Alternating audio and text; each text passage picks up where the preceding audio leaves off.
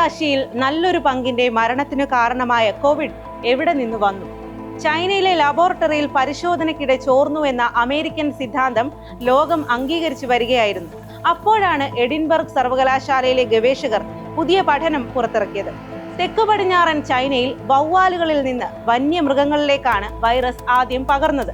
ആ മൃഗങ്ങളെ വേട്ടയാടി പിടിച്ച് മനുഷ്യർ മാർക്കറ്റിലെത്തിച്ചു. മാർക്കറ്റിൽ നിന്ന് മനുഷ്യരിലേക്ക് പകർന്നു. വളരെ വിശദമായ ഈ പഠനം പുറത്തു വന്നതോടെ ചൈനയെ പ്രതിയാക്കി നിർത്തിയിരുന്ന അമേരിക്കൻ വാദമാണ് സംശയത്തിലായത്. കോവിഡ് വൈറസിന്റെ ഉറവിടം അന്വേഷിക്കുന്ന സത്യം പറയട്ടെയിലേക്ക് സ്വാഗതം.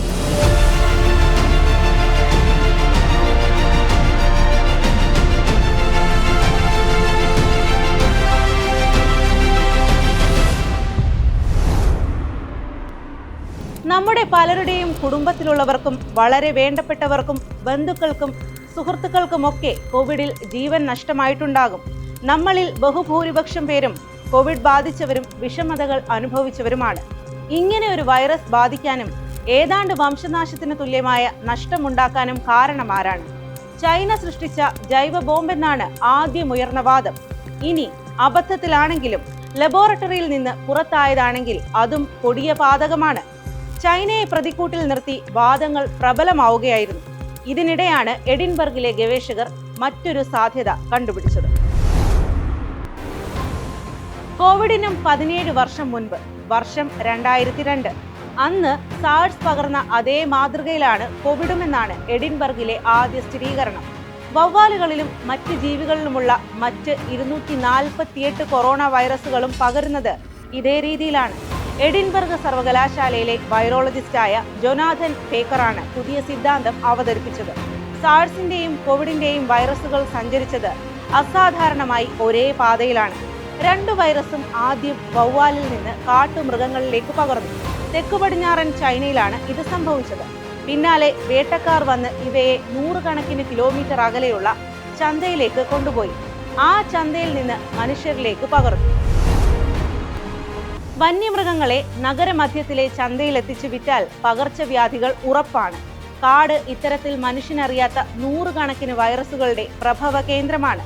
അവ മനുഷ്യനിലേക്ക് എത്താതെ അവിടെ തന്നെ ഒതുങ്ങുകയാണ് പതിവ്. വേട്ടയാണ് അവയെ നഗരമധ്യത്തിലേക്ക് എത്തിക്കുന്നത്. ഇന്ത്യയിൽ പിടിക്കപ്പെടുമെങ്കിലും ചൈനയിൽ വന്യജീവികളുടെ വിൽപ്പന പരസ്യമായാണ്. കോവിഡ് തുടങ്ങിയ ആദ്യ ആഴ്ചകളിലെല്ലാം സാഴ്സ് കോവിഡ്-2 എന്ന വൈറസ് ചൈനീസ് ആർമിയുടെ ബയോളജിക്കൽ ആയുധമെന്ന് വിശേഷിപ്പിക്കപ്പെട്ടു. എന്നാൽ അങ്ങനെ ഒരു സാധ്യത വിദഗ്ധരെല്ലാം തൊട്ടു പിന്നാലെ തന്നെ തള്ളി. കോവിഡ് വൈറസ് സ്വാഭാവികമായി മനുഷ്യനിലേക്ക് പകർന്നതാണ് എന്നായിരുന്നു കണ്ടെത്തൽ. അതിനിടെയാണ് അമേരിക്കയിൽ നിന്ന് പുതിയ സിദ്ധാന്തം പൊട്ടിപ്പുറപ്പെട്ടത്. വുഹാൻ ലബോറട്ടറിയിൽ 10 വർഷമായി ഒരു ഗവേഷണം നടക്കുന്നുണ്ടായിരുന്നു. കൊറോണ വൈറസിന്റെ പ്രജനനം ആയിരുന്നു വിഷയം. ഇതിനായി വവ്വാലുകളിൽ നിന്ന് ശേഖരിച്ച വൈറസ് ലബോറട്ടറിയിൽ ഉണ്ടായിരുന്നു. ഇത് ചോർന്നു. ശാസ്ത്രജ്ഞരുടെ ഈ പ്രസ്താവനയാണ് ശരിയെന്ന് FBI-യും സാക്ഷ്യപ്പെടുത്തി. അതുതന്നെ CIA-യും സ്ഥിരീകരിച്ചു. വുഹാൻ ഇൻസ്റ്റിറ്റ്യൂട്ടിലെ ഒരു ശാസ്ത്രജ്ഞന് ആദ്യം ബാധിച്ചിരിക്കാമെന്നും തുടർന്ന് മറ്റുള്ളവരിലേക്കും പൊതുജനങ്ങളിലേക്കും എത്തിയെന്നുമായിരുന്നു കണ്ടെത്തൽ. US കോൺഗ്രസ് നടത്തിയ പഠനവും ഇങ്ങനെ തന്നെ റിപ്പോർട്ട് എഴുതി. കഴിഞ്ഞ മാസമാണ് വൈറ്റ് ഹൗസ് ഒരു വെബ് പേജ് ഉണ്ടാക്കിയത്. Lab leak the true origin of COVID-19 എന്നായിരുന്നു അതിന്റെ പേര്. ഇങ്ങനെ വെബ് പേജ് തുടങ്ങി അമേരിക്ക എടുത്ത അടുത്ത നടപടിയാണ് ശ്രദ്ധേയം. നാഷണൽ ഇൻസ്റ്റിറ്റ്യൂട്ട് ഓഫ് ഹെൽത്തിന് നൽകിയിരുന്ന ഫണ്ടിൽ നിന്ന് $1800 കോടി റദ്ദാക്കുകയും ചെയ്തു.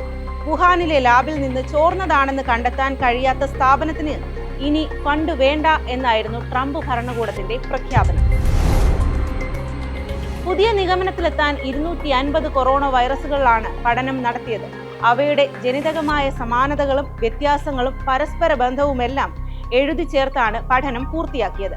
സാഴ്സിന്റെയും കോവിഡിന്റെയും വൈറസുകൾ ചൈനയിലെമ്പാടും വവ്വാലുകളിൽ ഉണ്ട് എന്നായിരുന്നു ആദ്യ കണ്ടെത്തൽ. കുറഞ്ഞത് 1000 വർഷമായിട്ടെങ്കിലും ഈ വൈറസുകൾ വവ്വാലുകളിലുണ്ട്.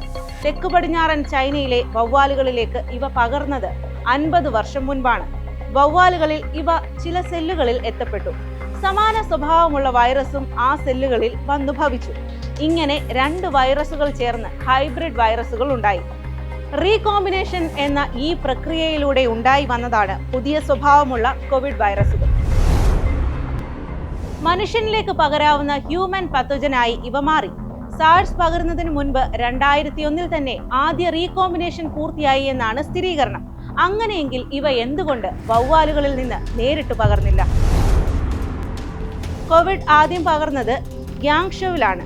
സാഴ്സ് കോവിഡ് വൈറസ് ജന്മമെടുത്ത ദേശത്ത് നിന്ന് 100 കണക്കിന് കിലോമീറ്റർ അകലെയാണിത്. ഇത്രയും ദൂരം വവ്വാലുകൾ സഞ്ചരിക്കില്ല. വവ്വാലുകളിൽ നിന്ന് വന്യമൃഗങ്ങളിലേക്ക് പകർന്നു എന്ന നിഗമനം അങ്ങനെയാണ് ഉണ്ടായത്. ആ വനങ്ങളിൽ നിന്ന് ധാരാളം വന്യമൃഗങ്ങളെ വേട്ടയാടി ചന്തകളിൽ എത്തിക്കുന്നുണ്ട്. ഗ്യാങ്ഷോ ഇങ്ങനെ വന്യമൃഗങ്ങൾ ധാരാളം എത്തുന്ന ചന്തയുള്ള സ്ഥലമാണ്. കോവിഡ് പകർന്ന് മാസങ്ങൾക്ക് ശേഷം നടത്തിയ പരിശോധനയിൽ ഒരു കാര്യം സ്ഥിരീകരിച്ചു. ഗ്യാങ്ഷോവിലെ ചന്തയിൽ വിൽപ്പനയ്ക്കെത്തിച്ച മരപ്പട്ടിയെ സാഴ്സ് കോവിഡ് ബാധിച്ചിരുന്നു. വനത്തിൽ നിന്ന് പിടിച്ചതായിരുന്നു ഈ മരപ്പട്ടിയെ. മാത്രമല്ല, പിന്നീട് ചന്തയിലെത്തിയ പല സസ്തനികളെയും ഈ വൈറസ് ബാധിച്ചിരുന്നു. 2012-നും 2014-നും ഇടയ്ക്കാകണം കോവിഡ് വൈറസിന്റെ അവസാന റീകോമ്പിനേഷൻ എന്നാണ് ഈ പഠനം പറയുന്നത്. കോവിഡ് മനുഷ്യരിലേക്ക് എത്തുന്നതിന് 5 മുതൽ 7 വർഷം വരെ മുൻപാണിത്. വവ്വാലുകളിൽ നിന്ന് വന്യമൃഗങ്ങളിലേക്കും ഗ്യാങ്ഷോവിലെ ചന്തയിലേക്കുമുള്ള യാത്ര ഈ കാലയളവിലാണ് ഉണ്ടായത്. ലബോറട്ടറിയിൽ നിന്ന് ചോർന്നു എന്ന് പറഞ്ഞിരുന്നവരുടെ സിദ്ധാന്തമാണ് ഇവിടെ തകർന്നത്. വവ്വാലുകൾ ഇത്ര ദൂരം എത്തില്ലെങ്കിലും വന്യമൃഗങ്ങൾ വാഹകരായി വന്നുവെന്ന് സ്ഥിരീകരിക്കപ്പെട്ടു. വുഹാനിലെ ഹുവാനൻ ചന്തയാണ് പ്രഭവ കേന്ദ്രം എന്ന നേരത്തെയുള്ള കണ്ടെത്തലുമായി ചേർന്ന് നിൽക്കുന്നതാണ് പുതിയ പഠനം. ഈ പഠനവും അന്തിമമാകണമെന്നില്ല. എന്നാൽ ഇതുവരെ വന്ന എല്ലാ പഠനങ്ങളെക്കാളും ആധികാരികമാണ്. ഇതും തെറ്റാണെന്ന് തെളിഞ്ഞ് പുതിയ ഗവേഷണ ഫലം വരികയും ചെയ്യാം. പക്ഷേ പ്രശ്നം അവിടെയല്ല. ചൈന എന്ന രാജ്യത്തെ പ്രതിയാക്കി ഒരു പ്രസ്താവന ഇറക്കുക, അതിന് പ്രചാരണം നൽകാൻ വൈറ്റ് ഹൗസ് തന്നെ വെബ് പേജ് ആരംഭിക്കുക, FBI-യും CIA-യും ആ സിദ്ധാന്തത്തെ പിന്തുണച്ച് ചൈനയ്ക്കെതിരെ തോക്കു ചൂണ്ടുക. ഇങ്ങനെയൊക്കെ നടക്കുമ്പോൾ എഡിൻബർഗിൽ നിന്ന് ഉയർന്നു വന്ന ഈ പഠനക്കുറിപ്പ് യഥാർത്ഥത്തിൽ അമേരിക്കയെയാണ് വെല്ലുവിളിക്കുന്നത്. ഇതിനപ്പുറം നിൽക്കുന്ന ഒരു പഠനം ഇനി ഉണ്ടായില്ലെങ്കിൽ ഒരു കാര്യം തീർച്ചയാണ്: കോവിഡ് വന്നത് വവ്വാലുകളിൽ നിന്നാണ്. അത് ചൈനയുടെ ജൈവായുധവുമല്ല. നമസ്കാരം.